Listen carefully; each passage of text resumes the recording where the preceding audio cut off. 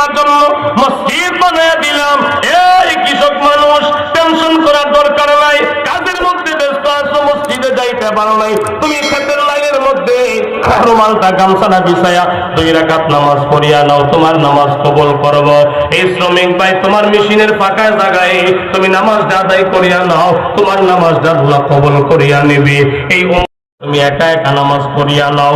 ইয়াকুব নানতুবি রহমাতুল্লাহ আলাইহি রুমালটা বিছিয়ে দিয়া নামাজের মধ্যে যখন দাঁড়াবে, আল্লাহু আকবার বলে যখন তাকবীরে তাহরিমা দিবে, ঠিক এমন সময় ওই যুবকটা দৌড়ায়া ইয়াকুব নানতুবির কাছে আইসা ডাক দিয়া কয়, আল্লাহর ওলি গো, আপনি দি মনে হয় নামাজ পড়বেন, নামাজে দাঁড়াবেন। বলে, বাবা হ্যাঁ নামাজে দাঁড়াবো। আপনি দি আমাকে আর কিছুই বললেন না।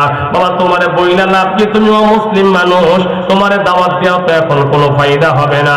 আমার ভাইয়েরা যুবক ডাক দিয়া কয়, আল্লাহর ওলি, যেই মুসলমান, যে মানুষ এক ওয়াক্ত নামাজ জামাতের জন্য চোখের পানি ছেড়ে দিয়া কান্দে, আর যে মুরব্বী আমার জন্য আমি জাহান্নামে জ্বলবো, আমার মায়ে আপনি কেঁদে ফেললেন। আল্লাহর ওলি গো, কেমনে পারবেন গো আমার জাহান্নামে ফালাইয়া দিয়া আপনি নামাজে দাঁড়ায়া জান্নাতে যাইবেন? আর দেরি করার দরকার নাই, এখন এই মুহূর্তে আমার কালিমা পড়ায়া দেন, আমি এখন মুসলমান হইয়া আপনার সাথে আসরের নামাজের জামাত পড়তে চাই।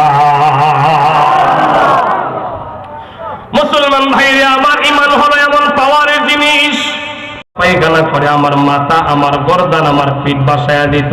আমি যখন সন্ধ্যাবেলা বাড়ি যাইতাম, তখন আমার বাবা খাত্তাব ডাক দিয়া কইত, এই ওমর, তোমার পিঠের মধ্যে, গর্দানের মধ্যে, মাথার মধ্যে উটের পসরা পায়খানা দেখা যায়, তার কারণটা কি?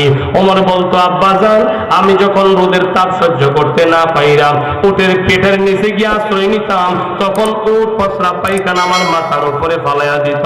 তখন খাত্তাব আফসোস করে বলতো, এমন ছেলে, যেই ছেলে উটের পেটের নিচে গেলে পসরা পায়খানা করবে, এর খবর নাই, এমন ব্যক্তল ফুলারে বিয়া করাইলে বউ ফালবো কেমনে?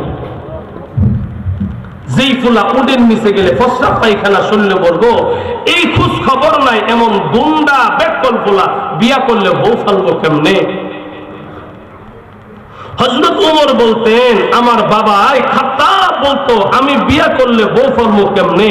কিন্তু জানো, আমি এখন বিয়া কইরা বউ ফালি না, আল্লাহ আমি ওমরের মাধ্যমে অর্ধ জাহান আল্লাহ পরিচালনা করেন। চিল্লায়া বলেন আল্লাহু আকবার।